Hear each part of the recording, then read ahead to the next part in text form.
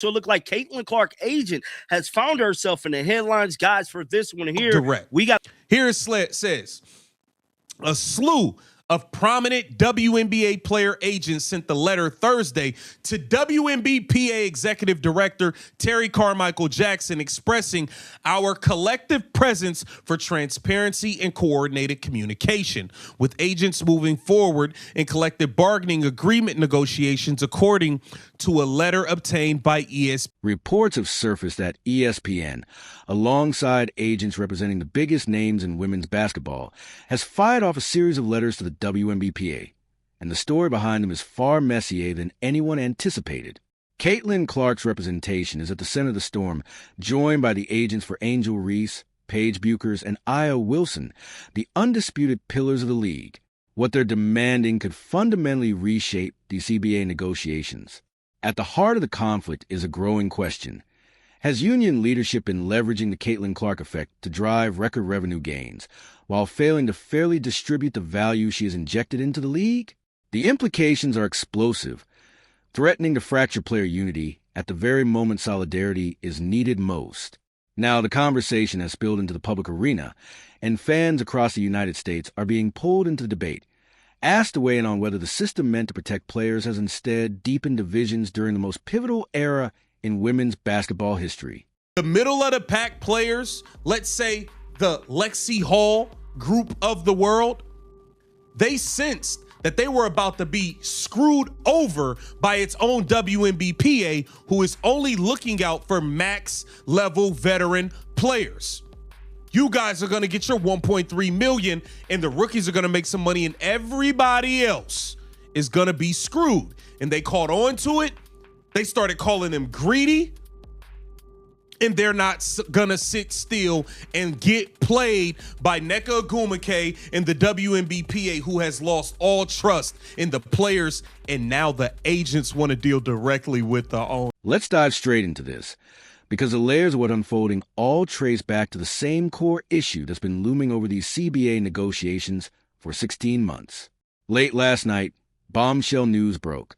A select group of player agents, nearly a dozen of the most influential voices in the entire WNBA, officially signed and sent a formal letter to WNBPA Executive Director Terry Carmichael Jackson. Reported by ESPN's Alexa Filippo, the document carries the weight of some of the biggest stars in women's basketball today. Agents representing Caitlin Clark, Angel Reese, Paige Buchers, Aya Wilson, Dominique Malona, Kayla McBride, and several others all affix their names to the same letter, directly addressing the union that is officially tasked with representing their clients' interests, and in doing so, shaking the very foundation of the league's labor negotiations. From Alexa Filippo, courtesy of Alexa Filippo and ESPN, where it says, ESPN's Alexa Filippo with the details on WNBA agents call for more transparency and communication from the players' union. Behind the scenes, agents have been talking about this issue for many months. So, Nneka Ogwumike, Breanna Stewart, and Nafisa Collier have not been being upfront with the agents about what is going on, and the agents represent a lot of the players beyond these stars. You see, what's happened is... Let's break this down, because the story here is as tangled as it's explosive, and every piece connects back to the same core problem that has stalled these CBA negotiations for 16 months. Late last night, nearly a dozen of the WNBA's top player agents, representing the biggest names in the game, signed and sent a formal letter to WNBPA Executive Director Terry Carmichael Jackson. Reported by ESPN's Alexa Filippo, the letter carries the weight of agents for Caitlin Clark, Angel Reese, Paige Buchers, Aya Wilson, Dominique Malona, Kayla McBride, and more. This wasn't a casual note. It was a coordinated, unified statement from representatives who usually compete for clients and contracts, a sign that the situation has reached a crisis point. In diplomatic terms, the letter demanded transparency and direct communication from the union. In plain language, it was a declaration. These agents do not trust what the WNBPA has been telling them about negotiations, and they want direct access to final proposals rather than filtered updates from leadership that has its own agenda. Make no mistake, the motivation here isn't ideological. Agents' incomes depend on their clients signing contracts.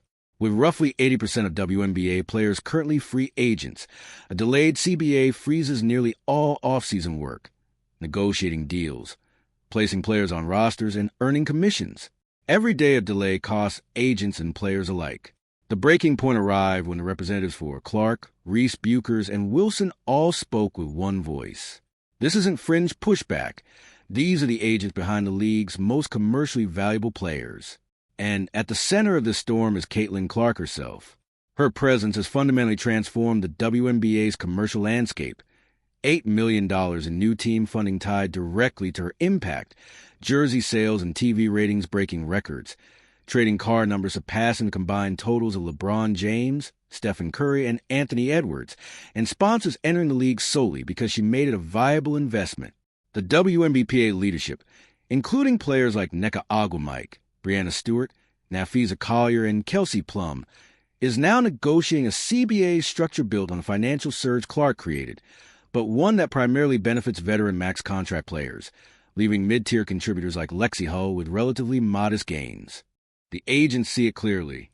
They represent the players who built the revenue the union now wants to redistribute, and they refuse to let that influence be ignored.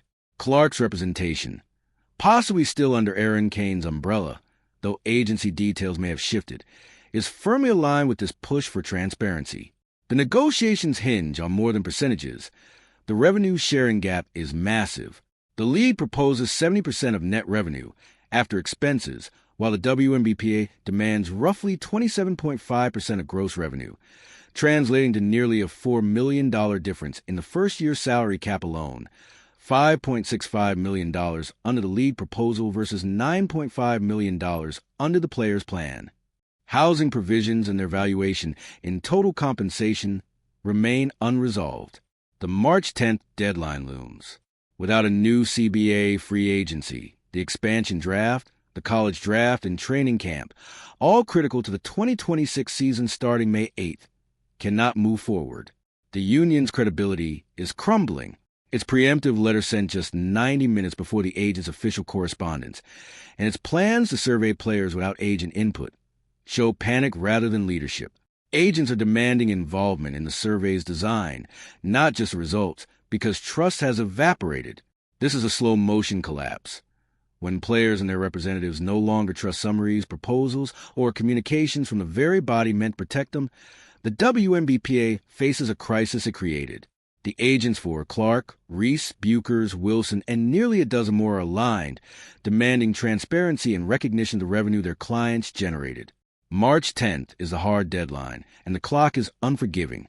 The Caitlin Clark effect built the table everyone is sitting at, and the union cannot dictate how those fruits are distributed without her acknowledgement. The drama is far from over, and the entire league and its fans are watching closely to stay ahead of the